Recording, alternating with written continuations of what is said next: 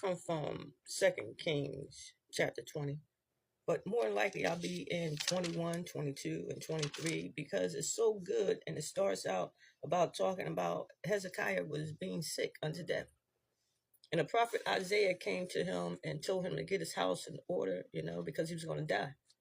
But after the prophet left, King Hezekiah turned his face to the wall and he began to pray. And he began to tell God some things, and God heard his prayer and he had mercy on him. So immediately he told the prophet Isaiah to turn around and go back and tell him that he's going to extend his life for 15 more years. See, King Hezekiah was a godly king. He did what was right in the sight of the Lord. He tore down the high places that the other people were worshiping false idols to and burning incense to not the living God, but to a false God. And he tore down those pillars and everything. And he did what was right in the sight of the Lord. And the Lord did extend his life 15 more years. But in the process of time, he had a son. And his name was Manasseh. And Manasseh was evil. He was one of the wickedest kings that Judah had. He did all the things that Ahab had done in the north, in the northern part of Israel, and he was wicked. Manasseh was really wicked. He was so bold that he put images of fake gods in the temple of the living God.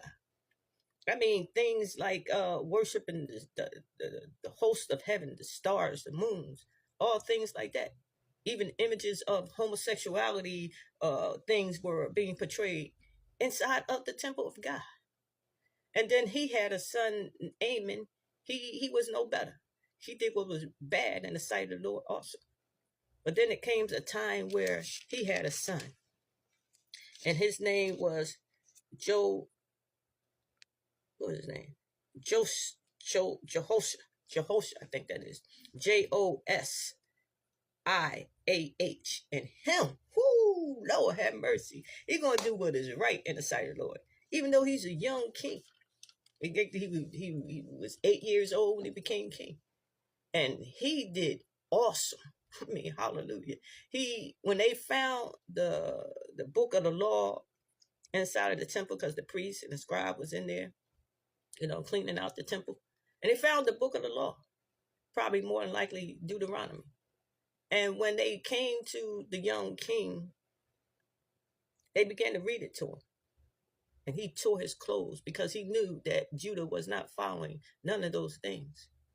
And see what